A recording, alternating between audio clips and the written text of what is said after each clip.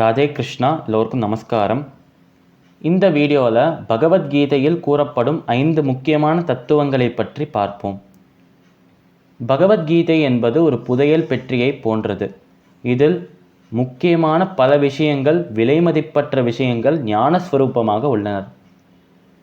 இந்த விஷயங்களில் 5 பிரதானமான விஷயங்கள், 5 பிரதானமான தத்துவங்களின் பெயர்கள் ஈஸ்வரன், ஜீவன், பிரகிருதி, கர்மா மற்றும் நேரம் ஆகும். இந்த 5 தத்துவங்களை பற்றி சுருக்கமாக பார்ப்போம். முதலில் ஈஸ்வரன். அனைத்தையும் படைத்த பரமாத்மா சேஷியாக இருக்கிறார், அதாவது கட்டுப்படுத்துபவராக இருக்கிறார். அதனால் அனைத்தையும் படைத்து சேஷியாக இருக்கும் பரமாத்மாவை ஈஸ்வரன் என்று அழைப்போம்.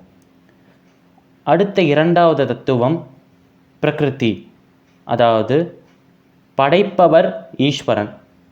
படைக்கப்பட்ட விஷயங்களுக்கு பிரகிருதி என்று பெயர். அதனால் சேஷியான கட்டுப்படுத்துபவராக, கண்ட்ரோலராக இருக்கும் ஈஸ்வரனால் படைக்கப்பட்ட அனைத்து விஷயங்களுக்கும் பிரகிருதி என்று பெயர். மூன்றாவது தத்துவம் ஜீவன். ஜீவன் என்பது, ஜீவாத்மா என்பது சேஷனின் ஒரு அங்கம், அதாவது பரமாத்மாவின் ஒரு அங்கம். பரமாத்மாவின் ஒரு அங்கமாக இருப்பதோடு பரமாத்மாவால் கட்டுப்படுத்தப்படுகிறவராக இருக்கிறார் ஜீவன்.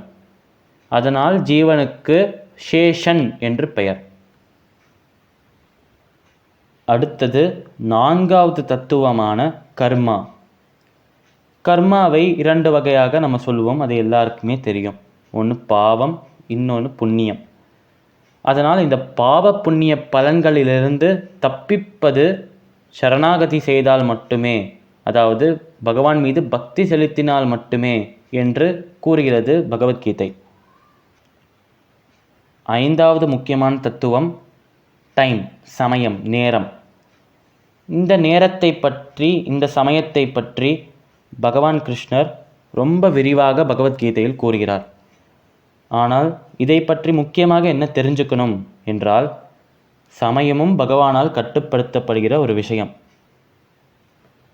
அதனால் சமயத்தை பகவான் கட்டுப்படுத்தும் காரணத்தினால் எந்த விஷயம் எப்பொழுது தொடங்கும், எந்த விஷயம் எப்பொழுது முடியும் என்ற விஷயங்கள் அனைத்தையுமே கட்டுப்படுத்துகிறவர் பகவானாகத்தான் இருக்கிறார் என்று இந்த தத்துவம் கூறுகிறது. அதனால் பகவத்கீதையில் கூறப்படும் 5 முக்கியமான தத்துவங்கள் இவையே. சமஸ்தலோகாஹ சுகினோ பவந்து. சர்வம் ஸ்ரீ கிருஷ்ணார்பணமஸ்து.